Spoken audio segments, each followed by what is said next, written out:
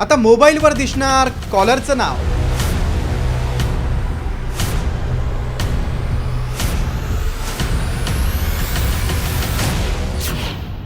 निनावी कॉल करणाऱ्यांना बसणार चाप.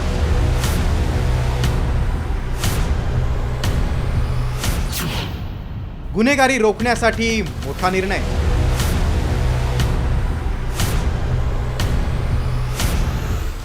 आजपर्यंत अज्ञात नंबरवरून फोन आल्यास तुमच्या मोबाईल स्क्रीनवर फक्त अंक दिसत होते, पण आता हे बदलणार आहे.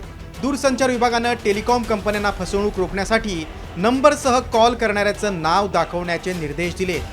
आता असं झाल्यास काय होऊ शकतं ते पाहूया.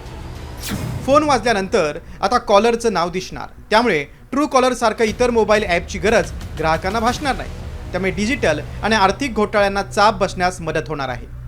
मात्र याची अंमलबजावणी टप्प्याटप्प्यानं होणार आहे. टेलिकॉम कंपन्यांना सध्या एका आठवड्यात एका भागात ही सुविधा सुरू करण्याचे निर्देश दिलेत. त्यानंतर 2 महिन्यांनी ही सेवा संपूर्ण देशभरात लागू करण्यात येणार आहे.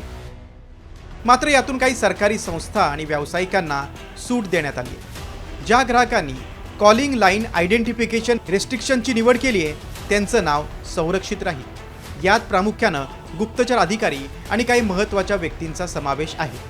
ही सूट बल्क कलेक्शन, कॉल सेंटर किंवा टेलिमार्केटर्सना मिळणार नाही. याबाबत सायबर तज्ज्ञांशी आम्ही बातचीत केली. ते काय म्हणालेत पाहूया. हा निर्णय तसा खूप आधी घेतला होता, पण इम्प्लिमेंटेशन आत्ता करण्यात येते.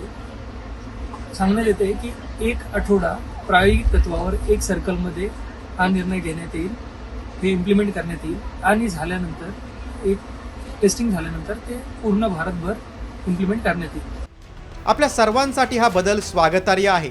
मात्र ही सेवा नेमकी केव्हापासून सुरू होणार आणि याचा गुन्हेगारी रोखण्यात कितपत फायदा होणार हे पाहणं महत्त्वाचं ठरेल. ब्युरो रिपोर्ट, साम टीव्ही, मुंबई.